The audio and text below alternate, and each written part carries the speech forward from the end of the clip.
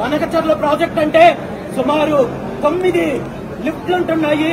వీటన్నింటికీ కూడా విద్యుత్తు ఎంతవరకు అవసరం వస్తుందంటే సుమారు 4100 మెగావాట్స్ విద్యుత్ అవసరం వస్తుందని నిపుణులు చెప్తున్నారు.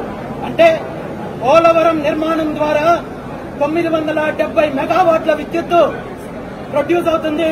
దీని ద్వారా రాష్ట్రానికి వెలుగులు అందిస్తామని చెప్పి ప్రకటిస్తున్న చంద్రబాబు నాయుడు గారు నిజంగా బనకచర్ల ప్రాజెక్టు పూర్తి అవ్వాలంటే, బనకచర్ల ప్రాజెక్టు ద్వారా రైతులకు నీళ్లు అందించాలంటే ఇలాంటి పోలవరం ప్రాజెక్టులు 4 ప్రాజెక్టులు కడితే కానీ విద్యుత్ అందించలేని పరిస్థితి ఉంటుంది.